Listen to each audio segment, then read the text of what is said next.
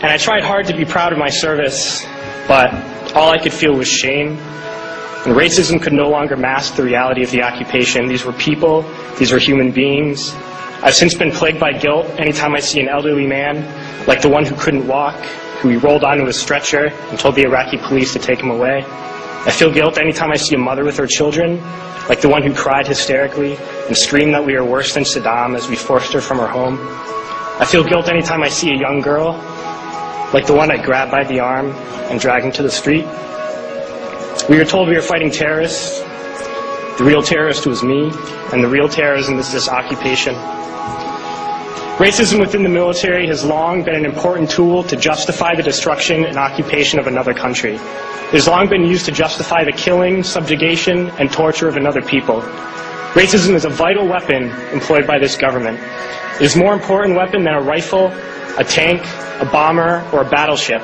It is more destructive than an artillery shell, or a bunker buster, or a Tomahawk missile. While those weapons are created and owned by this government, they are harmless without people willing to use them. Those who send us to war do not have to pull a trigger or lob a mortar round. They do not have to fight the war, they merely have to sell the war. They need a public who is willing to send their soldiers into harm's way. They need soldiers who are willing to kill and be killed without question. They can spend millions on a single bomb, but that bomb only becomes a weapon when the ranks in the military are willing to follow orders to use it. They can send every last soldier anywhere on earth, but there will only be a war if soldiers are willing to fight.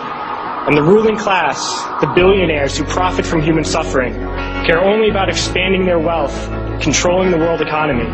Understand that their power lies only in their ability to convince us that war, oppression, and exploitation is in our interest.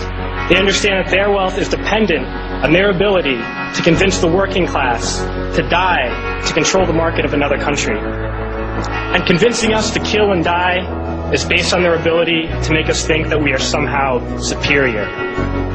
Soldiers, sailors, Marines, airmen have nothing to gain from this occupation. The vast majority of people living in the U.S. have nothing to gain from this occupation. In fact, not only do we have nothing to gain, but we suffer more because of it. We lose limbs, endure trauma, and give our lives. Our families have to watch flag-draped coffins lowered into the earth. Millions in this country without health care, jobs, or access to education must watch this government squander over $450 million a day on this occupation.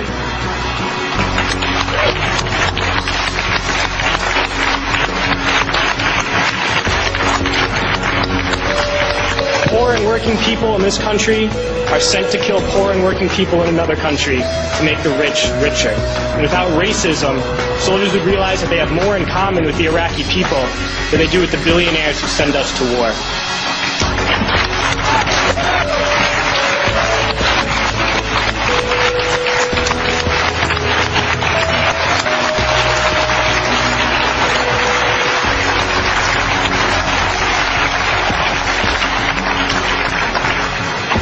I threw families onto the street in Iraq, only to come home and find families thrown onto the street in this country, in this tragic and unnecessary foreclosure crisis.